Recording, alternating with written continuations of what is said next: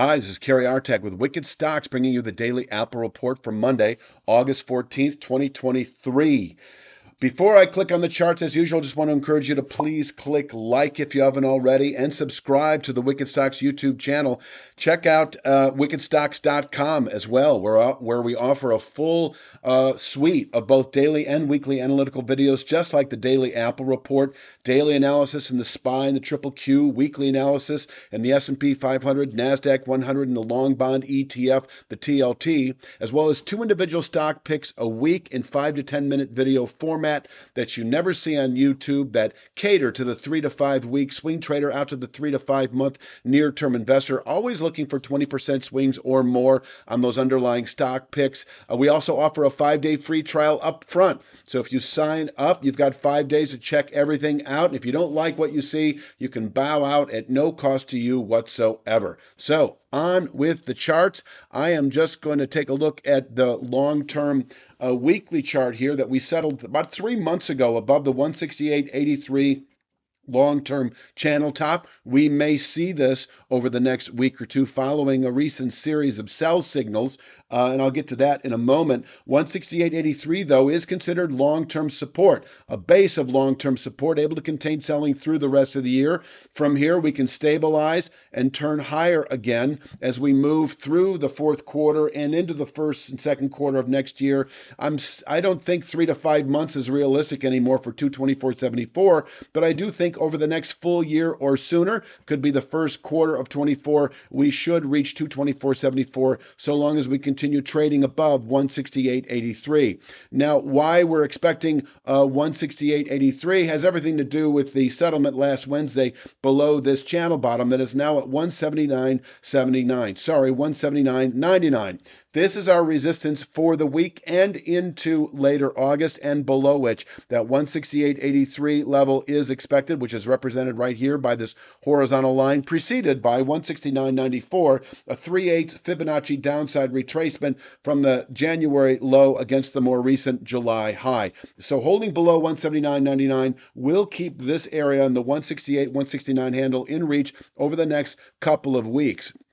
Working our way down today, I still have 174.59. 176.35 can contain intraday weakness. We missed that by just a hair last Friday. 176.55 was the low. 176.35 able to contain intraday weakness. If we break 176.35, 174.59 is likely. That is the high from this consolidative range for about a week and a half, 2 weeks following the settlement above that 169 handle resistance. And so it is able to contain session weakness only. Don't fall in love with 174.59 as a level that can contain selling beyond the day itself. I still think the 168, 169 handle in reach over the next couple of weeks. And yes, if we close today below 174.59, I think within 3 to 5 days at the most, we should ease back into this 168.83 to 169.94 region where we can bottom out once again through the rest of the year, and above which a long-term buy signal remains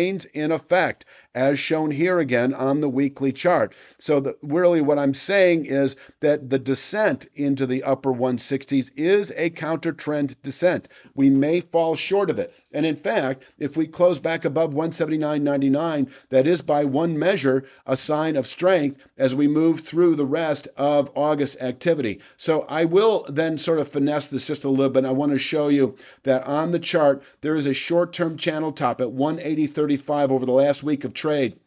And so it is a range. I'll say that if we close above 180.35, we should, within a couple of weeks, push into the 190 handle, 190.56. So this is the area that I'm focusing on as not only our ceiling through the rest of August, below which the 169 handle anticipated over the next couple of weeks, but if we close above 180.35, that rejects a meaningful sell signal from just a few days ago. And with that, I would expect, actually, I can zoom in here and show really what I'm I'm looking for is 190.56. Now, on the way up, I do have a descending 1/3 speed line at 182.92. I don't expect to see that level today, but if we close above 180.35, it will probably give the market trouble on Tuesday. Not all day. I'm just going to hold to the idea, and I think it's a valid one, that if we do close not only above 179.99, which is a rejection of a longer-term sell signal, but also above 180.35, that should pivot the market aggressively upward. So, you're playing the short side right now if you're a 2 to 3 week position trader. You're anticipating the 168.83 area below 179.99. That could mean just buying or being long 169 out of the money puts that don't expire for at least, I would go at least a few weeks out on that. That is the play. And inversely, if we close above 180.35, I would suggest liquidating those 169 out of the money puts and perhaps reaching for, 190 out of the money calls or 188 out of the money calls, because I think following a settlement above 180.35, we're a couple of weeks away from pushing to this speed line, this 2/3 speed line, presently at 190.56. I'll also say, as I've been saying now for the last few days, that if we close back above 180.35, that may well be a good low through September. Not only anticipating 190.56 within a couple of weeks, but perhaps all the way into the low 200 area, 204.88, not out of the question, not by the end of September, but perhaps as we move into October trade. I do think 190.56 is going to give the market trouble, and we could fall off from here back into the upper 170s again within a week or two of testing 190.56. So once again, if we close today above 180.35, liquidate your out of the money puts if your time horizon is 2 to 3 weeks, and consider buying 188, 190 out of the money calls that don't expire for at least, I would go 3 weeks out, and you may consider buying 205 out of the money calls that don't expire for at least several months, because I think it would take the better part of 2 months to reach 204.88 if we settle today back above 180.35. Now, it might not take, this is really what we're looking at up here. It could be as little as 3 to 5 weeks. Yes, it could be by the end of September, but I don't think you can assume as much because of the 190.56 speed line that is, I think, bound to give this market trouble. If we test it over the next couple of weeks, we could fall off into here at 190.56 into September trade. It would be a settlement, of course, above 190.56 that would clearly indicate this 204.88 channel top within another 3 to 5 weeks or so.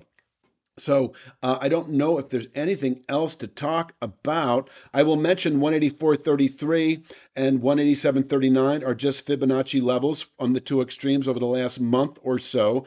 Nothing significant, but certainly able to contain daily buying pressures on the way up to 190.56. 190.56, once again, expected within a week or two of closing above 180.35. Until then, holding below 179.99 to 180.35, maintains an on the defensive dynamic as we move through the rest of August, anticipating still long-term support at 168.83, where we can bottom out through the rest of the year. So if we test 168.83 sooner than later, that is your profit-taking opportunity if you bought those out of the money puts, and you could then, if you're a near-term swing trader, reach for, say, 180 or 182 out of the money calls. This former channel bottom then in reach within a week or two of testing the upper 160s. You could also consider 190 or 195 out of the money calls that don't expire for at least a couple of months. But we'll be finessing that as we move along. Last thing I will say, and I don't expect to see this, but if we do close below this 168.83 long-term channel top,